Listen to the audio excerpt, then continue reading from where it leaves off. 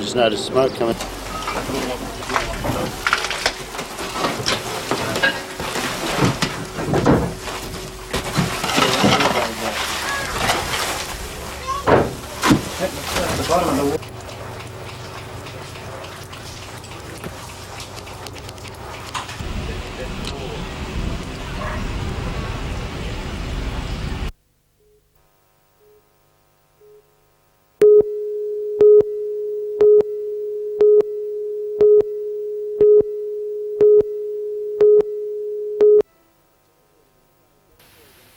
Building trade delegates held an urgent meeting at the Newcastle Trades Hall after hearing of the stand downs. Many of those present had received the notices. The union reaction was one of outrage.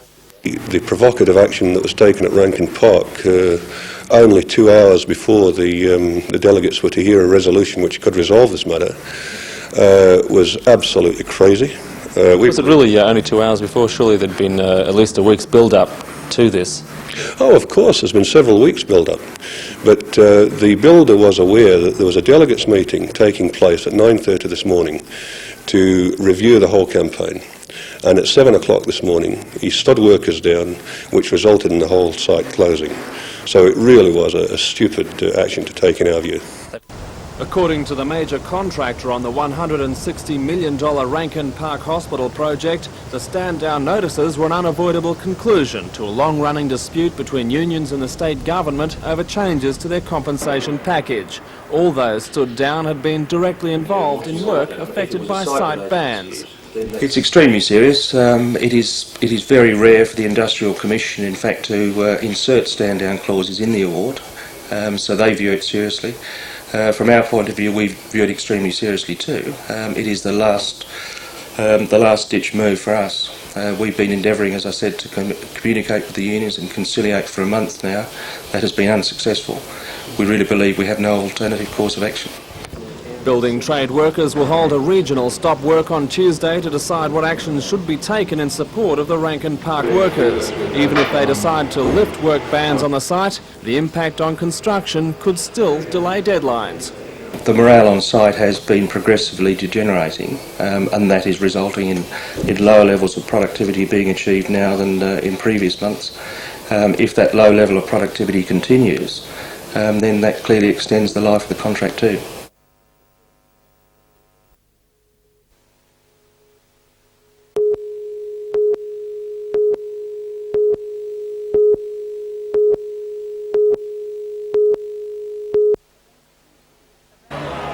About 200 students braved a chilling 5 degrees this morning when around 6 o'clock they met outside the Cambridge Hotel. Students say this Autonomy Day is special because it's the last before the amalgamation of the university with the Hunter Institute, so they went all out to celebrate. They kidnapped radio personality Tim Carroll from the new FM 105 radio station. Grounds were filled with partying students. The Classic Society tried all day to read 11,999 verses of Homer's Iliad Greek epic poem. Billy cart races thrilled spectators and destroyed competitors. Most popular event was the Ironman competition. An iron lined stomach was needed to survive a grueling foodathon, including a frozen meat pie with Tabasco sauce, frozen peas, a full glass of port with 5 more rounds of food to follow.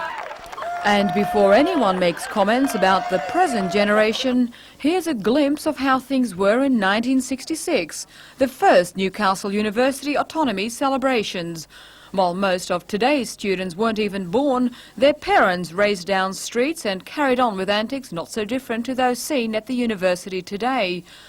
Students caused just as much commotion as ever, complete with pyjamas, portable loos and plenty of loose flour. Willie Lafitte for NBN News.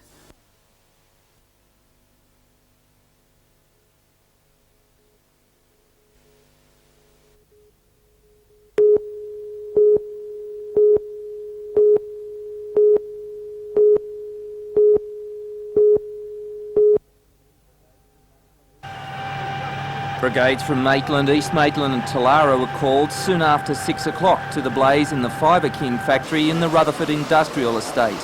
150 bales of recycled paper used to make insulation fuelled the blaze. and firemen worked desperately to cut the fire's source.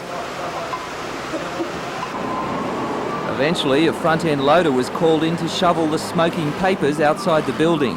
Some firemen were forced to use breathing apparatus. With 3 pumps working, thousands of litres of water saturated the smouldering remains. However, firemen are still on the scene to monitor the situation. Peter Ryan reporting for Newsnight.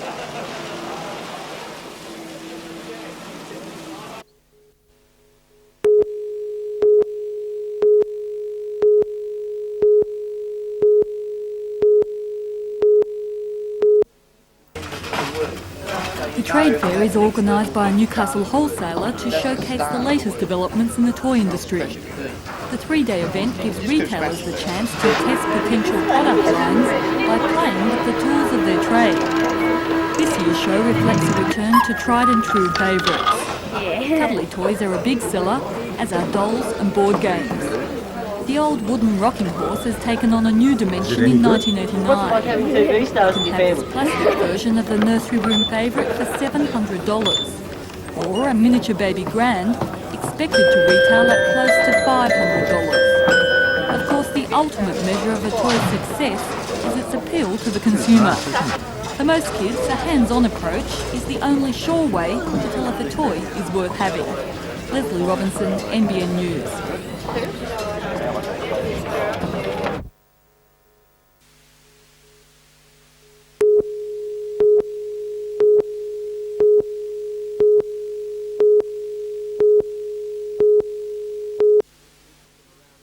Ships from around 2,000 with the announcement of Australia's biggest ever defence contract just weeks away, any frigate news at all is big news.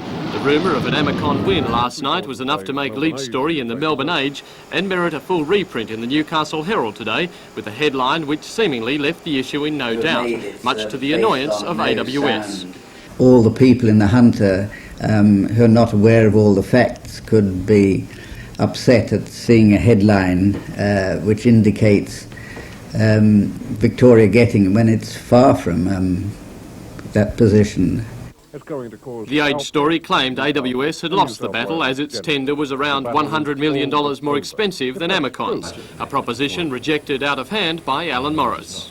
The fact is that the budget price was the affordable price. AWS has met that and therefore is not entitled to be ruled out of the project on price. AWS says while it may be more expensive initially, its frigates will prove cheaper in the long run and believes it has the support of the Navy. However, it can't be denied that to a budget-conscious government, the immediate price difference may be enough to swing the contract Amacon's way. The rumour that New South Wales had lost came as a surprise to Premier Greenway. I believe Newcastle deserves to win it. I think it is more important for Newcastle than it is for Geelong, and I would be very disappointed if the decision were made in favour of Victoria other than absolutely on the merits. Defence Minister Beazley has taken great pains to maintain a middle ground in the fight for the frigates and was quick to reassert that when a decision is made, politics will have nothing to do with it. I want to know what Mr Greiner wants. Does he want an honest competition or does he want a political decision? The Age story was prompted by the finalisation last week of the top-level Defence Force Development Committee assessment of the contenders. However, the final draft of that report is still being prepared, and both Amacon and AWS say it has not been leaked. Minister Beazley will receive the Defence Committee recommendation very shortly. He'll then pass it on to Cabinet Ministers and his counterpart in the New Zealand Government. And as it spreads, so too, of course, will the chance of leaks. If anything definite has come out of today, it's that this is really just the start of 2 weeks of rumours and that the outlook for AWS isn't as bleak as was first thought. Ross Hampton, NBN News.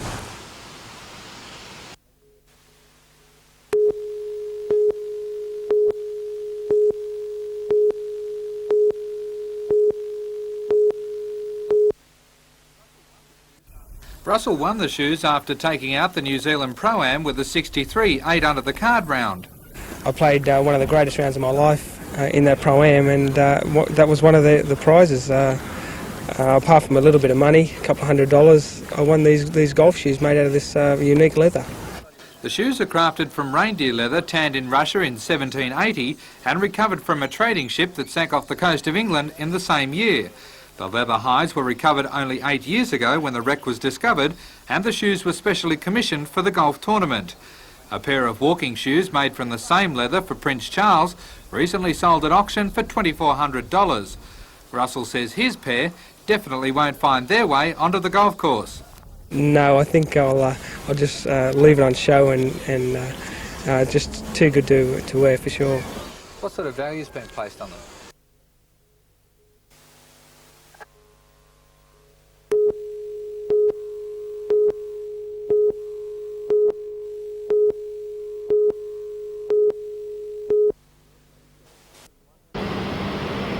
Greenleaf sells more than 170,000 tonnes of locally manufactured agricultural fertiliser in New South Wales each year. But now 2 of the company's Kooragang plants are to be closed down as it cannot compete with international suppliers. Quite simply, the cost of our raw materials has risen steadily over the last couple of years, and we're unable to make ammonium phosphate in this country that can compete financially with ammonium phosphate imported from overseas manufacturers. Peter Bellingham says giant American and Canadian companies are not subject to import tariffs and can sell a cheaper product to Australian farmers. Mr Bellingham added Greenleaf's relatively small production of the ammonium phosphate fertiliser, combined with an ageing production line, has left the company unable to compete. The area will now be used as a storage and distribution site, which will employ up to 20 people. However, 140 workers will still be on the unemployment line. Peter Ryan, NBN News.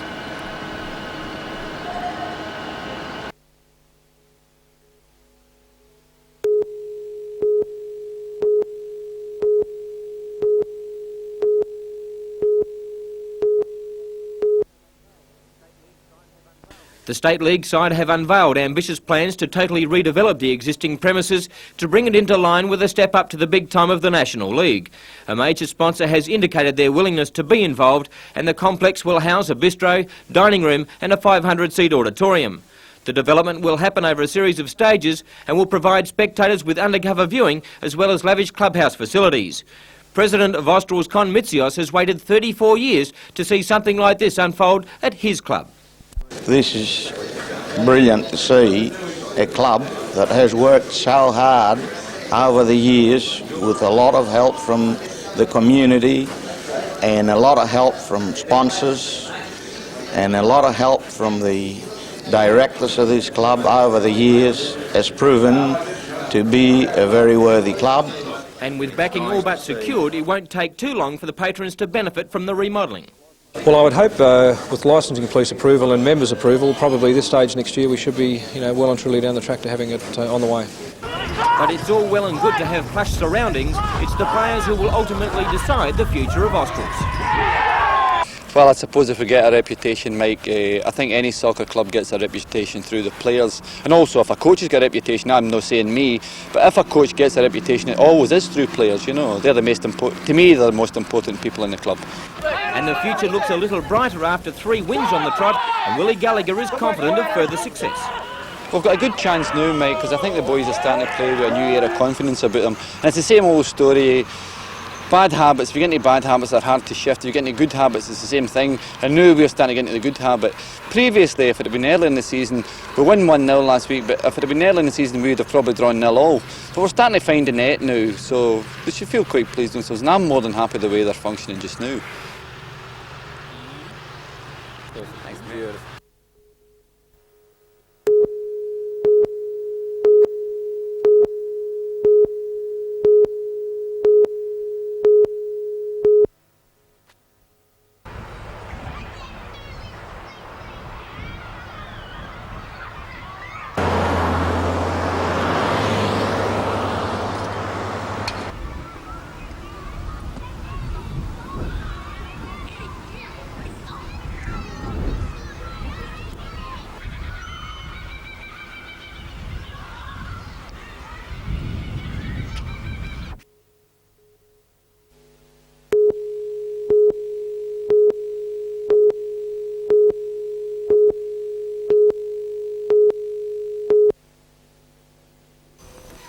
Member for Wallsend John Mills says around 15 to 19 people in the Hunter have had continual delays in Greenway's building of their homes.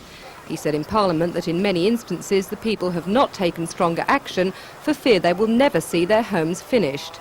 For some, the dream of living in their first home has become a nightmare. We came back from our honeymoon in November, and the house should have been completed in October so that we could move straight in, sort of fresh from our honeymoon. But when we came back, there was only foundations and nothing else. And we had to then search for a flat, which, you know, really did shatter a dream for us.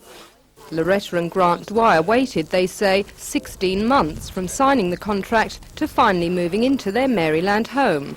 But nearby, Robert Menny signed 16 months ago, and his home is still not finished. He says so far the extra rent has cost him $5,000. When you see other builders, other companies, the houses are going up within say 12 to 16 weeks. Other people living in their houses, and other builders have been out working in the rain, but our builders don't seem to want to work in the rain. It has put a lot of strain on our marriage. We've sort of, you could say in the last 18 months we've almost had 4 or 5 divorces because of the hassles we're having with the builder. And Sue Atkinson is disillusioned after having to move back in with her parents since signing her contract 13.5 months ago. No, I can't ever see it being finished. But General Manager of Greenway, Warwick Pollard, says his company has not broken any contracts and is completing homes within the stated 26 weeks, and delays have not cost clients any money. Well, I think the delays that the people are saying that exist are invalid. In all cases, we are not outside the normal building contract time. Certainly there's been delays this year caused due to weather, but in a lot of cases where people have mentioned that there was a delay, they have not performed by providing us evidence that they've got their finance approved, or they've in fact bought the block of land that they want us to build the house on. And he says it is all a political ploy. Well, I think it was a cheap shot, and I think it was purely political point scoring. It seems the member for Wallsend is grossly misinformed. I think that if he had a real grievance, he would have approached us. He didn't do that, and I think that the main thrust of his approach in Parliament was to have a shot at the Minister, Joe Shepp, in relation to the Master Builders building contract.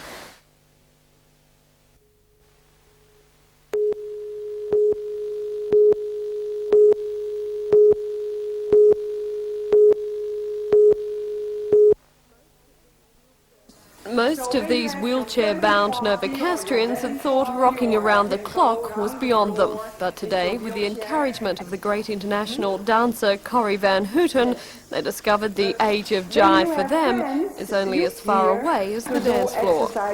There are some difference between dancing on your feet and dancing on your wheels. After a few seconds, they don't see the wheelchair, they only see the person who's dancing. Formerly a great dancer before illness confined her to a wheelchair, Corrie explained she spent years perfecting her dancing style and is now travelling the world, proving just how easy and enjoyable it can be.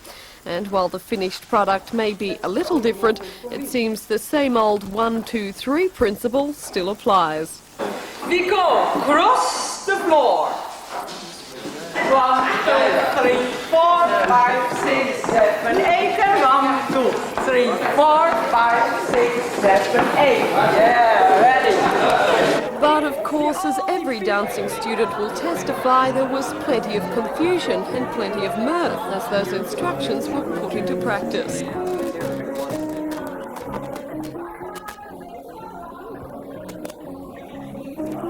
Corrie's lesson in Newcastle was only a one-off. Tomorrow morning she'll give a similar course in Sydney, but has no other lessons planned.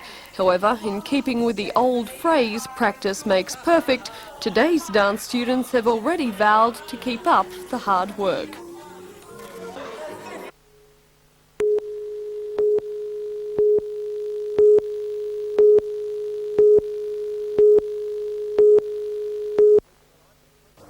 The last week in the life of 29-year-old Steve Cox from East Cessnock will be one that he will never forget.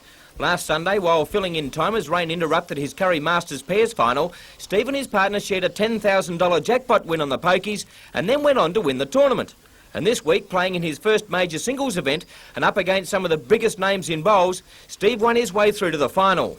He met the experienced Mona Vale bowler Peter Rubin in what most believe was one of the best finals ever played at the East Cessnock Club. Rubin applied early pressure to the youngster to set up a 9-3 lead after 10 ends.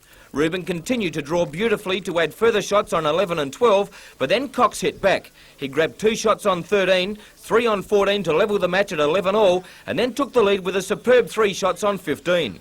Then the battle really started. Rubin hit back to square the match 15 all on the 19th end. Cox went out to a 3-shot lead on the 24th end, and then the wily former Rugby Union international levelled once again on the 25th end. Rubin won the next 2 ends to lead 22-20, and then with vast parochial hometown support behind him, Cox slipped into overdrive and was never headed. Ahead by 3 shots on the 31st end, Cox played brilliantly for 2 to open up a 5-shot gap, gained a further 2 shots on the very next end to make it 7 the difference, and with Peter Rubin trying everything on the 34th end, Cox held on to win the title 31-22. Emotions ran freely as Steve Cox, after congratulating Peter Rubin on his great performance, raced to the sidelines to embrace a very proud mother. And why wouldn't she be proud? It was a top effort by an up-and-coming star who has arrived.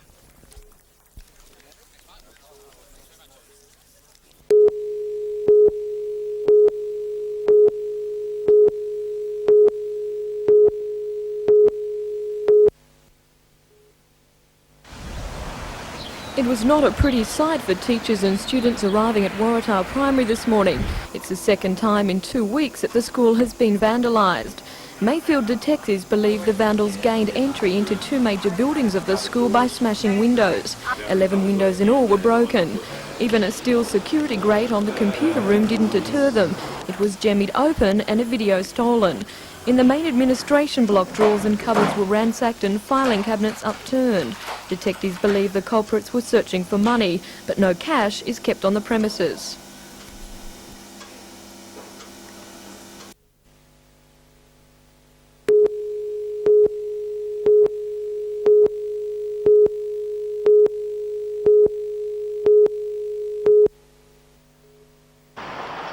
The Cooks Hill station, established in 1912, still bears the legacy of the horse-drawn appliances, with these grates still in place in the station's concrete floor. The grates were used to stop the horses from slipping. But over the years, major cracks have formed in the station's brickwork, occasionally showering firemen with plaster when a heavy vehicle drove past. While engineers agree the cracks will open more, it's believed the building won't fall down. So its facade is to be kept in place, while the new plans for the station will retain the old-style looks while providing modern conveniences. The 3 existing station bays facing Union Street will be complemented by 2 new bays with exits into Bull Street. The existing station offices will become 2-storey, providing modern recreation areas and a state-of-the-art control room. The control room will be equipped with satellite communication systems, providing radio coverage from Kempsey to Gosford. Station Officer Bob Tate says the station's design is unique because officers were asked to give practical advice. Of course, it will be a 2-storey building and larger offices and more convenient to the members of the service, and also better amenities all round. $1.6 million has been approved for the project, and it's expected tenders will be called shortly for construction. Darren Curtis,